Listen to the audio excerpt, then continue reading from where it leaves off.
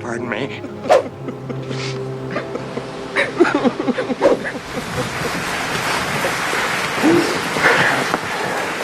Thank you. You love me. You really love me.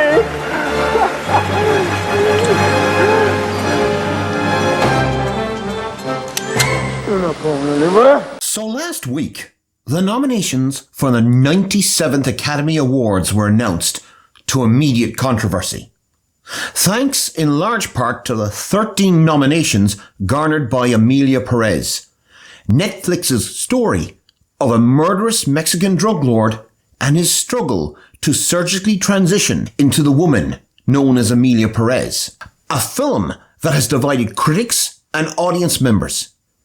A film shot in France, but supposedly set in Mexico, insulting not only many Mexicans with its cliched view of the country, but also the trans community it tries to portray. All from Jacques Audiard, a director who has boasted in interviews that he doesn't do research. Oh, and did I mention it's a musical? For me. What would you like to know about it, madam? But the bizarre decision by members of the Academy to give Emilia Perez more nominations than The Godfather, I'm going to make him an offer he can't refuse, only emphasizes the larger problems that Hollywood itself has created and highlights just how much trouble the Academy and the industry is truly in. So, what did I think?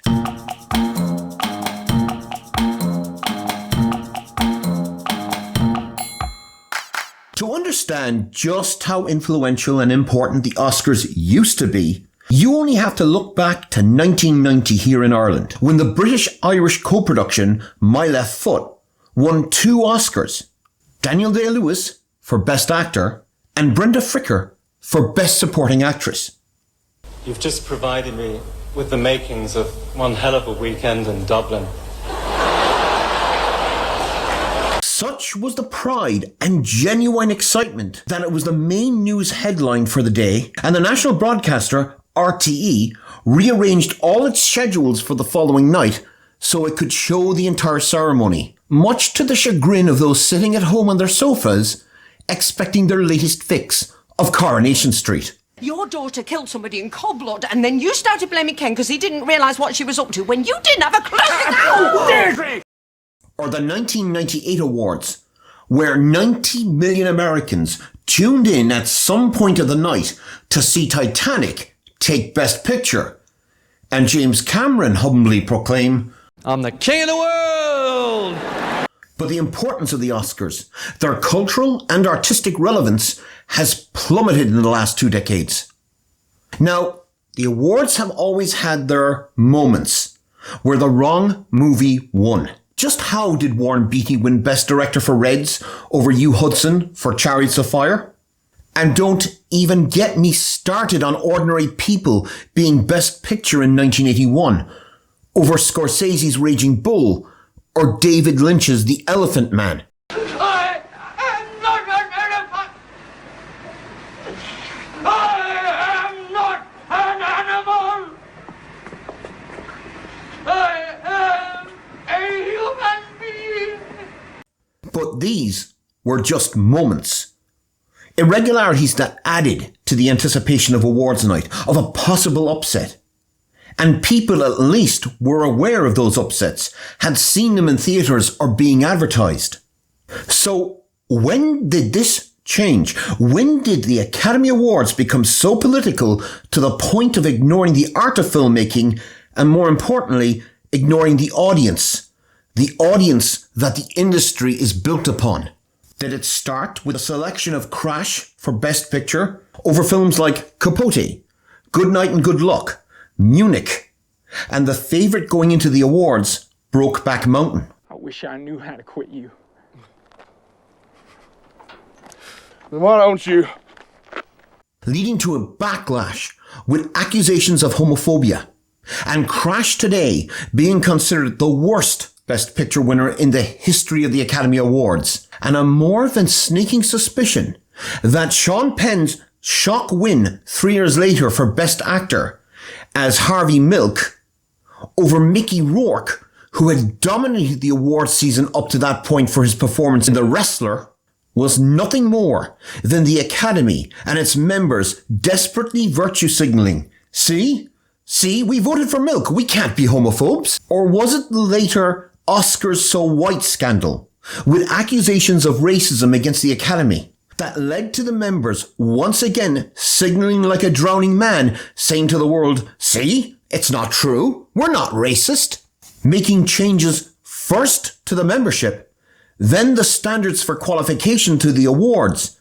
Changes so ridiculous in calculating percentages in representation and diversity that creativity and originality have been replaced by quotas. Or maybe it's the actors. Now again, there have always been incidents in the past, be it streakers on stage.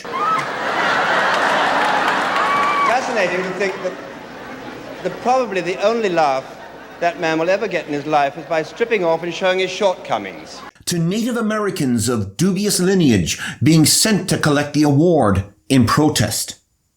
But these moments added to the frisson, the idea that anything could happen.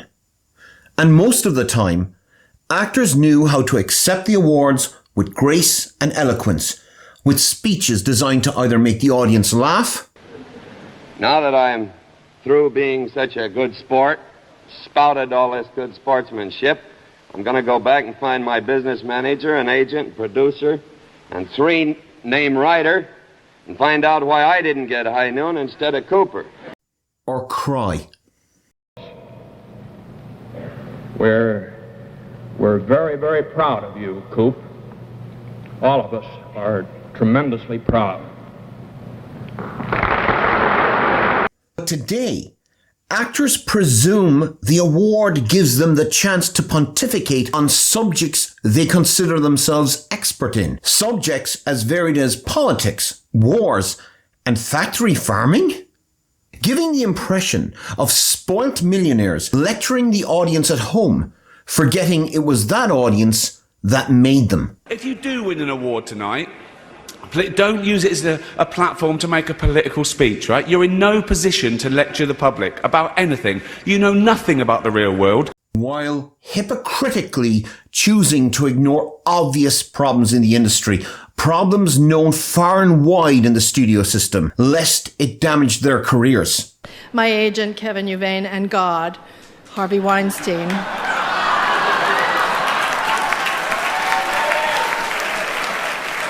But perhaps the biggest problem are the movies themselves. She used to be big. I am big. It's the pictures that got small.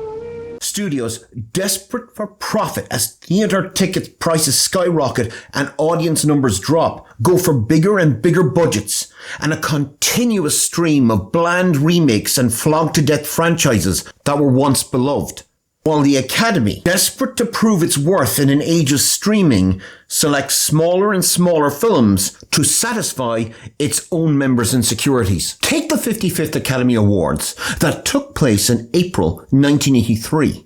The Best Picture nominees were Gandhi, E.T. the Extraterrestrial, Missing, Tootsie, and The Verdict. Almost every one of those films today is considered a classic of the 80s. Can anyone out there say the same of recent nomination lists?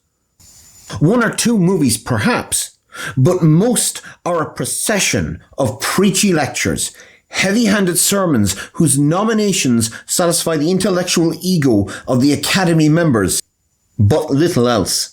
Truly worthy winners becoming few and far between, as unsurprisingly an audience alienated and hectored and unimpressed with spontaneous moments of hilarity, such as Glenn Close twerking,